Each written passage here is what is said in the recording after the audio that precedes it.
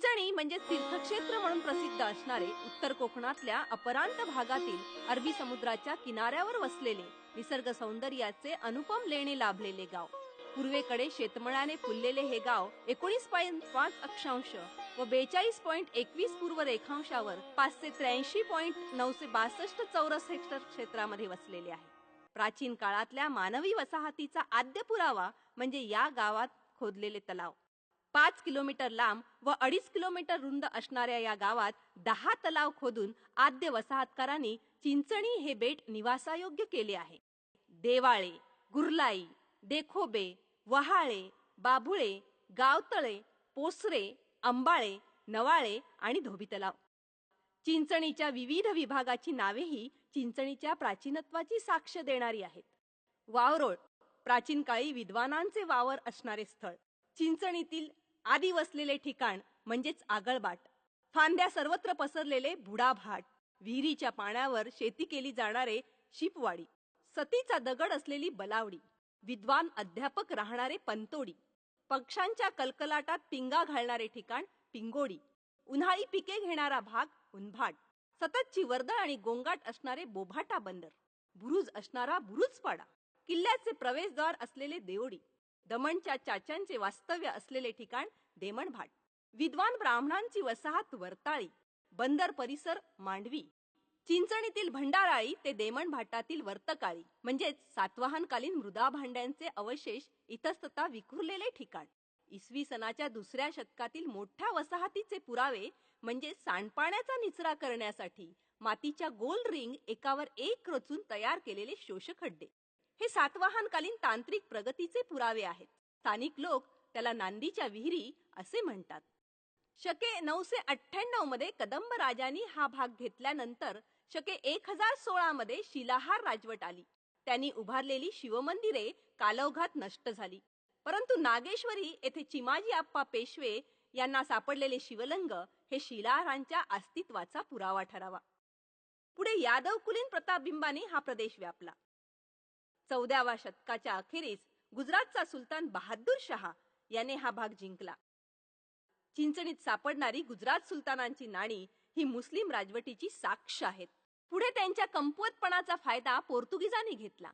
चिंचणीतील 5 घोडविहिरी, तारापूरचा किल्ला व चिंचणीच्या समुद्र किनाऱ्यावरील बुरुज हे पोर्तुगीजांची देण मानली जाते. आजही या घोडविहिरीचे पाणी दैनंदिन कामासाठी वापरले जाते. चिंचणी वासियांनी पोर्तुगीजांशी व्यापार केला, परंतु त्यांचा धर्म स्वीकारला नाही. धर्मांतराचा प्रयत्न करताच चिंचणीतील बाठू पाटील आणि मंडळी एकत्र आली. त्यांनी पुण्याचा पेशवे दरबार गाठला. पहिल्या बाजीराव पेशव्याने उत्तर कोकणातील पोर्तुगीजांच्या उच्चाटनासाठी चिमाजी आप्पाला पाठवले. नागेश्वरीत मराठ्यांची छावणी होती. मराठ्यांनी युद्ध जिंकले. मदत करणाऱ्या चिंचणीच्या सुपुत्रांना चिमाजी आप्पाने जमिनीचे दान दिले. ब्राह्मणांना वृत्त्या दिल्या. चिंचणी प्रदेशाचे वसाहतीकरण चिमाजी आप्पाच्या मदतीने स्थिर झाले. चिमाजीने नागेश्वरात महादेवाचे मंदिर बांधले. चिंचणीतील पिंपळ नाका येथे बांधलेले विठ्ठल रुक्मिणी मंदिर हे इंडो मुस्लिम स्थापत्याचा उत्कृष्ट नमुना आहे.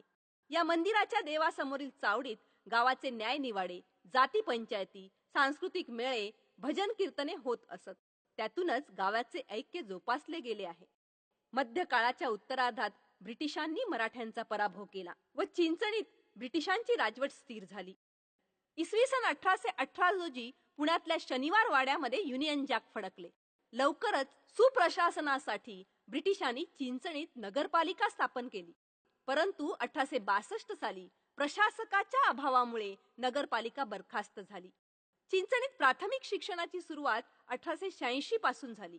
1930 पर्यंत चिंचणीत 5 प्राथमिक शाळा अस्तित्वात होत्या. मराठी शाळा नंबर 1, दांडेपाडा शाळा, पाटीलवाडा शाळा, बंदर शाळा. 1910 साली इंग्रजी शिक्षणाची सुरुवात पंढरीनाथ जोशी यांनी केली. त्याचेच रूपांतर पुढे केडी हायस्कूलमध्ये झाले. या शाळेने चिंचणीला अनेक सुपुत्र दिले. चिंचणी व स्वातंत्र्य चळवळ. टिळक युगापासून चिंचणी येथे स्वातंत्र्याचे वारे वाहू लागले. डॉक्टर हरिश्चंद्र पुरंदरे हे टिळक भक्त होते. ते केसरी नियतकालिक मागवीत असत. पंढरीनाथ जोशी त्याचे सामुदायिक वाचन करीत असत. केसरीच्या पलिताने तरुणांची मने धगधगू लागली. गांधी युगापासून येथील मंडळी स्वातंत्र्य चळवळीमध्ये भाग घेऊ लागली.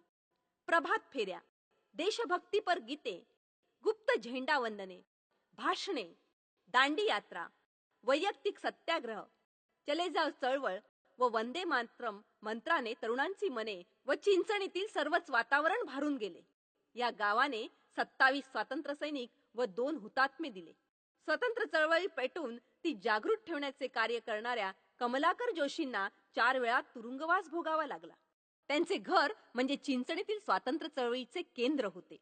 इंग्रजांविरुद्ध निषेध व्यक्त करण्यासाठी छोटू भाना या तडफदार शाळकरी मुलाने आपल्या सवंगड्यांसह चिंचणीतील पोलिसांच्या चावडीला आग लावली व ती भस्म केली.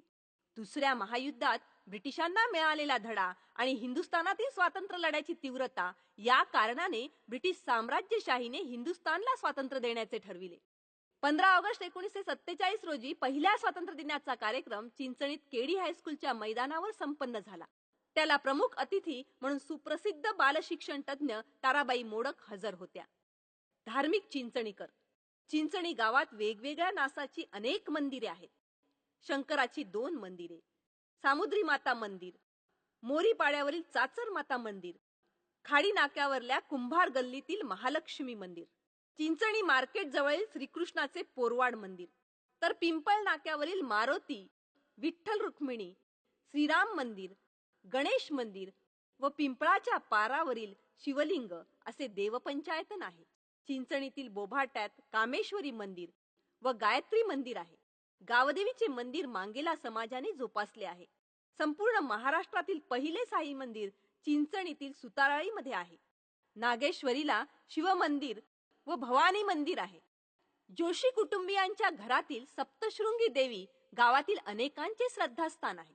शिवाजी चौक येथील दत्त मंदिर गावातील अस्पृश्यांना स्थापनकर्त्यांनी स्वतःच खुले करून दिले व जातीयतेच्या विचारांचा विनाश केला. पाटील वाड्यातील रामेश्वरामधील दत्त मंदिर सुबक आणि देखणे आहे. देमणभाटमध्ये ग्रामदेवतेचे मंदिर आहे. याखेरीज शेडोबा, हिरोबा व इतर अनेक ग्रामदेवताही आहेत. चिंचणीच्या मलंग टोकावरील दर्गा व खाडीनाक्यावरील मशीद मुस्लिमांचे श्रद्धास्थान आहे. जैनांचे एक देरासर असून संत बालजी या जैन मुनीचे समाधी स्थानही आहे. येथे विश्व वात्सल्य केंद्र देखील आहे. येथील लोक व वातावरण धार्मिक आहे. 18 पगड जातीचे लोक आपले वेगळेपण जोपासत गावाचे सांस्कृतिक ऐक्यही संवर्धित करीत आहेत. शेती, डायमेकिंग, मासेमारी या गावातील पारंपरिक व्यवसायांनी आधुनिकता धारण केली आहे. व्यायामशाळा, बँका, पोस्ट ऑफिस, बाजारपेठा, मराठी व इंग्रजी माध्यमाच्या शाळा, KG to PG पर्यंतचे शिक्षण, विविध प्रकारचे उद्योग व्यवसाय यामुळे आज चिंचणी गाव आधुनिकतेकडे वाटचाल करीत आहे. गावाचे राजकारण, अर्थकारण, समाजकारण, धर्मकारण सर्वत्र समन्वयाची, सहिष्णुतेची भूमिका गावाला समृद्धीकडे नेत आहे. नव्या व जुन्या गोष्टींचा सुंदर असा संगम चिंचणीस पाहावयास मिळतो.